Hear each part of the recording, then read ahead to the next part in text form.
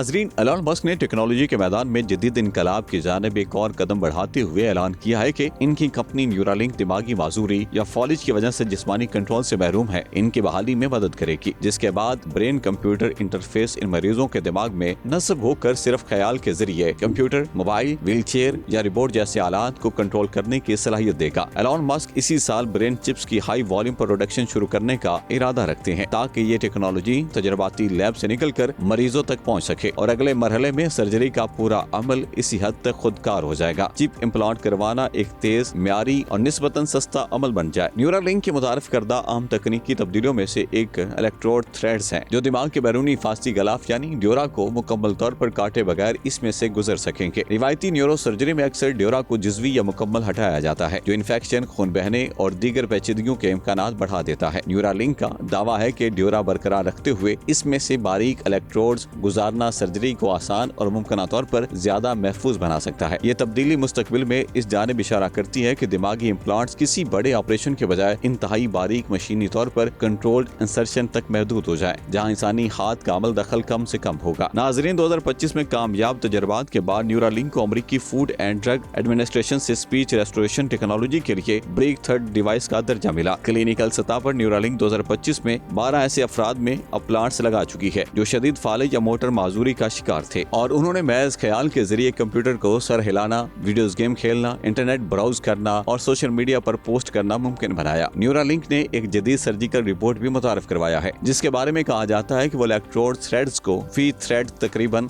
1.5 second में दाखिल करने की सलाहियत रखता है और पहले की निस्बत ज्यादा गहराई तक इंसर्शन मुमकिन बनाता है। ये सिस्टम मुख्तलिफ इंसानी दिमागी साख्तों के साथ ज्यादा वसी मुताबिकत के लिए डिजाइन किया गया है ताकि दुनिया के मुख्तलिफ खित्तों और नस्लों में मौजूद साख्ती फर्क के बावजूद इम्प्लांट का अमल म्यारी और महफूज रहे। अगर न्यूरालिंक वाकई अपनी मंसूबाबंदी के मुताबिक हाई वॉल्यूम प्रोडक्शन और तकरीबन मुकम्मल खुदकार सर्जरी तक पहुंच जाती है तो दिमागी इम्प्लांट्स महज चंद तजर्बाती केसेस से निकलकर एक बाकायदा तिब्बी ऑप्शन बन सकते हैं। ये पेशरफ्त न सिर्फ न्यूरालिंक के विजन को हकीकत का रंग दे रही है, बल्कि दिमागी चिप की दुनिया में एक नया दौर भी शुरू कर रही है, जहाँ जल्द ही लोग अपने ख्यालात से आसानी से डिवाइसेस चला सकेंगे। आपको ये वीडियो कैसी लगी? कमेंट सेक्शन में जरूर आगाह कीजिएगा।